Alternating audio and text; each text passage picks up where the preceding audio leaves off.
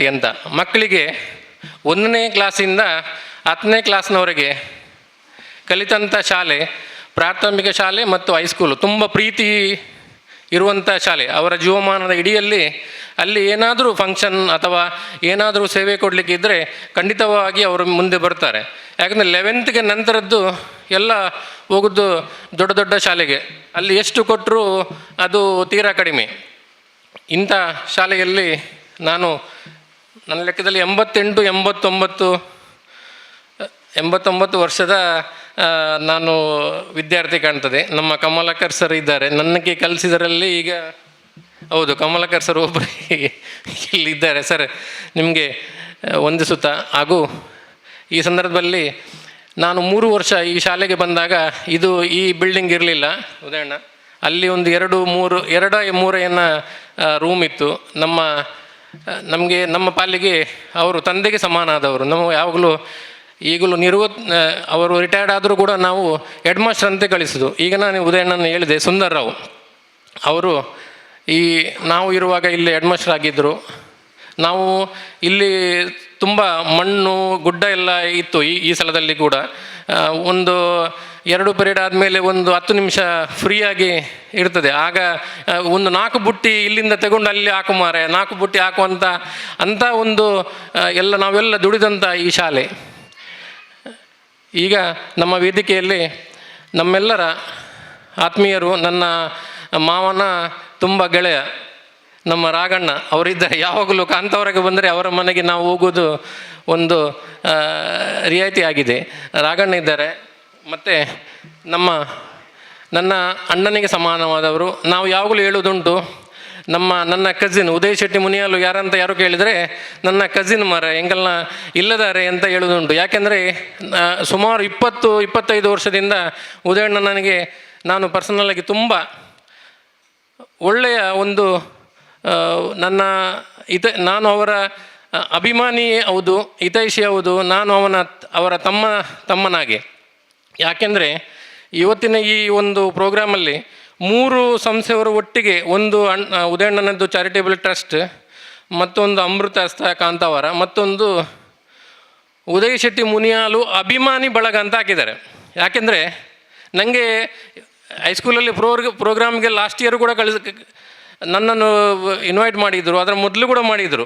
ಆದರೆ ಈ ಅಭಿಮಾನಿ ಬಳಗ ಅಂತ ಹಾಕಿದಾರಲ್ಲ, ಅದಕ್ಕೋಸ್ಕರವೇ ನಾನು ಸ್ವಲ್ಪ ಮುತುವರ್ಜಿ ಜಾಸ್ತಿ ಕೊಟ್ಟು ಬಂದು. ಅಂದರೆ ಒಬ್ಬ ವ್ಯಕ್ತಿಗೆ ಅಭಿಮಾನಿ ಬಳಗ ಅಂತ ಅಲ್ಲ, ನಾನು ಅವರನ್ನು ಹೊಗಳುವುದಲ್ಲ, ಅಭಿಮಾನಿ ಬಳಗ ಅಂತ ಆಗೋದು ತುಂಬ ಕಮ್ಮಿ. ಅಂದರೆ ಅಭಿಮಾನಿ ಬಳಗ ಆಗಲಿಕ್ಕೆ ಆ ವ್ಯಕ್ತಿಯಲ್ಲಿ ಏನೋ ಒಂದು ಒಂದು ಪವರ್ ಇರಬೇಕು, ಅಥವಾ ಜನರನ್ನು ತನ್ನ ಕಡೆಗೆ ಒಲಿಸುವಂಥ ಒಂದು ಆಕರ್ಷಣೆ ಇರಬೇಕು, ಅಥವಾ ಅವರು ಜನಸೇವೆ ಮಾಡಬೇಕು ಅಂತ. ಮೊನ್ನೆ ಮೇ 7 ತಾರೀಕು ಅವರ ಹುಟ್ಟುಹಬ್ಬವನ್ನು ನಮ್ಮ ಕಾರ್ಕಳ ಉದಯ್ ಶೆಟ್ಟಿ ಅಭಿಮಾನಿ ಬಳಗದವರು ಮಾಡಿದರು. ಅಲ್ಲಿ ಕೂಡ ಅಷ್ಟೇ ತುಂಬ ಸರಿ ನಮ್ಮ ದೀಪಕ್ ಅವರು ಎಲ್ಲ ನಮ್ಮನ್ನು ಸಂತೋಷ್ ಬೋಳ ಎಲ್ಲರೂ ಕರೀತಾರೆ, ಉದಯಣ್ಣ ಫಂಕ್ಷನ್ ಬಲ್ಲೆ ಅಂತ. ಆದರೆ ಆ ಫಂಕ್ಷನ್ಗಳ ಅನುಭವದಿಂದ ಇಗೊಂಡ ಉದಯ್ ಶೆಟ್ಟಿ ಅಭಿಮಾನಿ ಬಳಗ ಕಾರ್ಕಳದವರು ಮಾಡಿದ್ದು ನೋಡಿ.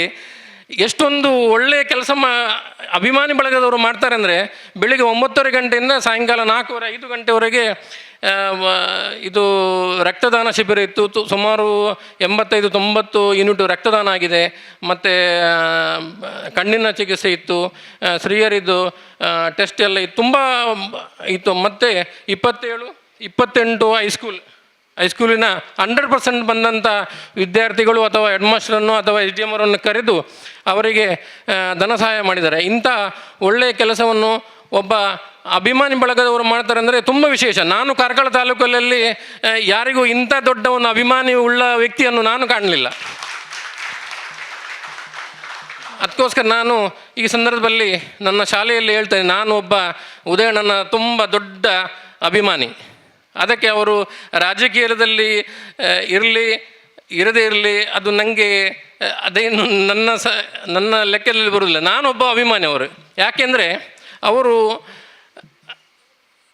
ದೇವಸ್ಥಾನ ಆಗಲಿ, ಗರಡಿ ಆಗಲಿ, ಭಜನಾ ಮಂದಿರಗಳೇ ತುಂಬ ಸಹಾಯ ಮಾಡ್ತಾರೆ. ಆದರೆ ನನ್ನ ಲೆಕ್ಕದಲ್ಲಿ ಉದಯಣ್ಣ, ನಿಮ್ಮನ್ನು ಇಷ್ಟೊಂದು ಅಭಿಮಾನಿ ಬಳಗದವರು ಪ್ರೀತಿ ಮಾಡ್ತಾರೆ ಯಾಕೆ ಅಂತ ಹೇಳಿದ್ರೆ, ಅದರಲ್ಲಿ ಒಂದು ಶಕ್ತಿ ಉಂಟು. ಅಂದರೆ ನೀವು ವಿದ್ಯಾಭ್ಯಾಸಕ್ಕೆ ನಿಮ್ಮ ಚಾರಿಟೇಬಲ್ ಟ್ರಸ್ಟಿಂದ ವರ್ಷಕ್ಕೆ ಲಕ್ಷಾಂತರ ರೂಪಾಯಿಯನ್ನು ವಿದ್ಯಾದಾನಕ್ಕೆ ಮಾಡ್ತಾರೆ. ನನ್ನ ಒಂದು ಅಭಿಪ್ರಾಯ, ನನ್ನ ಪರ್ಸ್ನಲ್ ಹೇಳೋದು, ಯಾರು ವಿದ್ಯಾಭ್ಯಾಸಕ್ಕೆ ಸಹಾಯ ಮಾಡ್ತಾನೋ ಅವ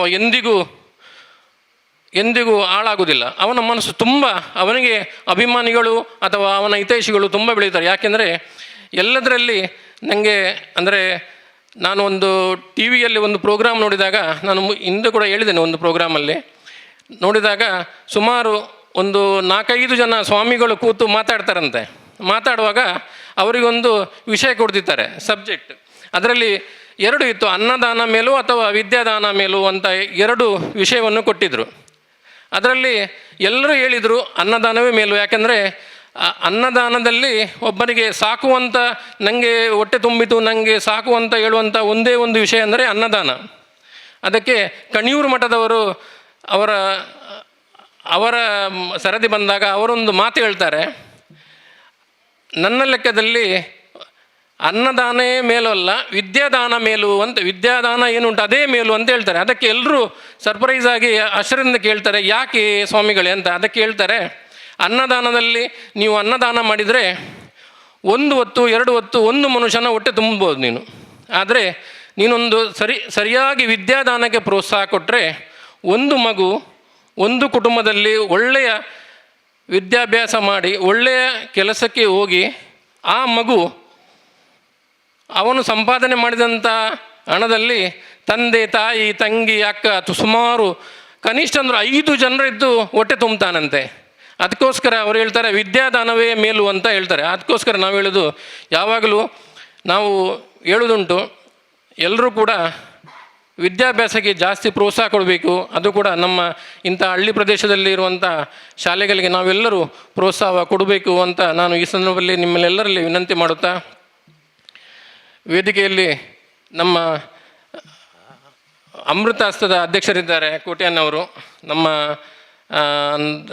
ಸುದರ್ಶನ್ ಬಂಗೇರವರಿದ್ದಾರೆ, ನಮ್ಮ ಹೆಡ್ ಮಾಸ್ಟರ್ ಇದ್ದಾರೆ ತಿಪ್ಪೇಸ್ವಾಮಿಯವರು, ಮತ್ತು ಮತ್ತೊಬ್ಬ ಸಜ್ಜನ ವ್ಯಕ್ತಿ, ಅಂದರೆ ನನಗಿಂತ 2 ವರ್ಷ ದೊಡ್ಡವರು ಕಾಣ್ತದೆ, ರಂಜಿತ್ ಶೆಟ್ರು, ಜಯ ಶೆಟ್ರ ಮಗ. ಅವರು ಯಾವಾಗಲೂ ನಿನ್ನೆ ರಾತ್ರಿ ನಾನೇ ಫೋನ್ ಮಾಡಿ ಹೇಳಿದೆ, ಅಣ್ಣ ಈರು ಫೋನ್ ಮಾಡಿಬಿಟ್ಟು ತುಂಬ ಯಾನೇ ಬಲ್ತೀನಿ, ಯಾನೇ ಬರೋದಿಲ್ಲ ಎಲ್ಲ ಶಾಲೆಗೆ ಅಂತ ಹೇಳಿದೆ. ಅದಕ್ಕೆ ಹೇಳಿದೆ, ಇಜ್ಜು ಮಾರೆ ನಿಗುಲ್ ಬರೋ ವರ್ಮ ಗಂಟೆ ಇಡ್ಬೇಕ ಫ್ರೀ ಆಪಿನದ 5 ಬೊಕ್ಕ ಫೋನ್ ಮಾಡಿಬಿಡೋದು ಎನ್ನದೆ ಅಂತ ವ್ಯಕ್ತಿ ಇದ್ದಾರೆ.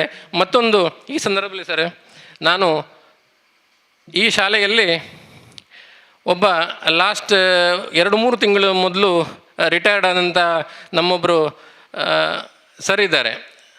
ಅವರು ಉದಾಹರಣೆ ಹೇಗೆಂದರೆ, ಅವರು ಬಂದ ಮೇಲೆ ಸುಮಾರು, ಅಂದರೆ ಅವರಿಗೊಂದು ಏನೋ ಗೊತ್ತಿಲ್ಲ, ಅವರಿಗೊಂದು ಎಲ್ಲೆಲ್ಲಿ ಡೋನರ್ ಇದ್ದಾರೆ ಅಂತ ಅವರಿಗೊಂದು ರಾತ್ರಿ ಏನು ಕನಸು ಬೀಳ್ತದೆ ಏನೋ ಗೊತ್ತಿಲ್ಲ. ಯಾಕೆಂದರೆ ಕಮಲಾಶ್ ಕಾಮತ್ ಅವರು ಸರ್, ಅವರು ಸಿ ಎ, ಹೆಂಗೆ ಗೊತ್ತಿರುವ ಉದಯಣ್ಣನಿಗೆ ಗೊತ್ತುಂಟು. ಕಮಲಾಶ್ ಕಾಮತ್ ಸಿ ಎ ಅಮೇರಿಕಾಡು ಆರಿತೀನಿ ಅದೇ ನಮ್ಮ ಮಗೆ ಪೂರ ಅಮೇರಿಕಾಡು ಎಂಗಳಿಗೆ ಎರೆಯಲ್ಲ ಗೊತ್ತುಜಿ, ಆ ವಿಷಯ ಗೊತ್ತುಜಿ. ಅಂಡ ಅವೇನು ನಾಡದು ಪತ್ತದು ಸುಮಾರು ಒಂಜಿ 10 ಸರ್ವಲು ಪ್ರಕಾಶ್ ಸರ್ ಸುಮಾರು 10 ಕಂಪ್ಯೂಟರ್, ಒಂಜಿ ಕಂಪ್ಯೂಟರ್ಗೆ 45-50 ರೂಪಾಯಿ ಉಂಟು. 10 ಕಂಪ್ಯೂಟರ್ ಅವಳ ಕೂಡ ಒಂಜಿ ರೂಮ್ನು ಕನ್ವರ್ಟ್ ಮಲ್ತದೆ. ಒಂಜಿ ಸ್ಟಾಫ್ ರೂಮ್ ಇತ್ತು ತೋಜುಂಡು, ಅವೇನು 10th ಇತ್ತು, 10th ಕನ್ವರ್ಟ್ ಮಲ್ತದ ಒಂಜಿ 6ನ ಬುಡಿದನೆಲ್ಲ ಕೂಡ ಒಂಜಿ 6ನ ಕಮಲಾಶ್ ಕಾಮತ್ತರ್ನ ಅವಳೊಂಜಿ ಕಂಪ್ಯೂಟರ್ ಕ್ಲಾಸ್ ರೂಮ್ ಮಲ್ತದೆ ಕೂಡ ಕುಡೊಂಜಿಗೆ ಇಲ್ಲ. ಈ ಕೋಡೆ ಇಂಕ ಮೇರೆ ರಂಜಿತ್ ಪಂಡೇರು ಆತ ಮಾರ ಐಕೊಂಜಿ ಟೀಚರ್ ದೀತಾರೆ, ಕಂಪ್ಯೂಟರ್ ಕಲ್ಪರ್ ಒಂಜಿ ಟೀಚರ್ಗಳ ಸಂಬಳ ಏರು ಕೊರ್ಪೇನು ಮಣ್ಣ ಕಮಲಾಶ್ ಕಾಮತ್ತೆ ಕೊರ್ಪೇನು ಇಪ್ಪ ಕೇರ್ ಕಂಪ್ಯೂಟರ್ ಕೊಡ್ತಾರೆ. ಅಂಚಿನ ಒಂಜಿ ವ್ಯಕ್ತಿತ್ವ ಇತ್ತಿನಂಚಿನ ದಯಕೊಂಡ ಮೇರ್ನ ರಿಟೈರ್ಮೆಂಟ್ದ ಸೆಂಡ್ ಆಫ್ಗೆ ಬೈದಿ ದಯಕೊಂಡ ಹೆಂಗೊಂಚೂರು ಡೆಲ್ಲಿಡ್ ಒಂಜಿ ಪ್ರೋಗ್ರಾಮ್ ಇತ್ತಂಡೆ, ಎಂಗಲ್ಲ ಒಂಜಿ ಎಕ್ಸಿಬಿಷನ್ ಇತ್ತಂಡ, ಈಗ ಅದರ ಬರ್ರೆ ಆಯ್ಜಿ ಅಂಡ ಖಂಡಿತವಾದ ಮೇರೆಗೆ ರಿಟೈರ್ಮೆಂಟ್ ನಾವು ಬಾರಿ ಬೇಗ ಕೊರಿಯ 10 ವರ್ಷ ಒಂಜಿ 11 ವರ್ಷ ಮುಟ್ಟಾರು ನಮಗೆ ಬೋರ್ಡು ಇಂಚಿನ ಮಾಸ್ನಗಳು ನಮಗೆ ಬೋರ್ಡು ಬಂದೊಂದು ಬೊಕ್ಕ 6ನ ರಿಟೈರ್ಮೆಂಟ್ದ ಸೆಂಡ್ ಆಫ್ ದಿಟ್ಟು ಸುಮಾರು 10,000 ರೂಪಾಯಿ ಒರಿದಣಿಗೆ ತುಲೆ ಒಂಜಿ ಅಭಿಮಾನಿ ಬಳಗ ಬಣ್ಣ ಏತು ಬಣ್ಣ 10,000 ಒರಿದನೇನು ಕೂಡ ಅವೇನು ಬಿಲ್ಡಿಂಗ್ ಎಲ್ಲ ರಿಪೇರಿ ಮಾಡಿದ್ದಾರೆ. ಇಂಥ ವ್ಯಕ್ತಿಗಳು, ಇಂಚಿನ ಮಾಸ್ನಗಳು ನಮ್ಮ ಈ ಹಳ್ಳಿ ಪ್ರದೇಶಗಳು ಬೋರ್ಡು ಬಂದು ಅರೆಗೆ ಒಂಜಿ ಜೋರಾಯಿನ ಒಂಜಿ ಕೈ ಚಪ್ಪಾಳೆ.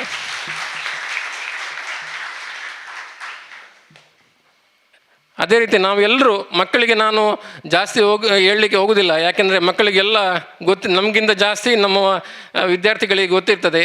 ನಾನು ಇಷ್ಟು ಹೇಳೋದು, ಎತ್ತ ತಂದೆ ತಾಯಿಯನ್ನು ಸರಿಯಾಗಿ ನೋಡಿಕೊಳ್ಳಿ, ಅವರ ಆಶೀರ್ವಾದ ಜೀವಮಾನ ಇಡೀ ಇಟ್ಕೊಳ್ಳಿ.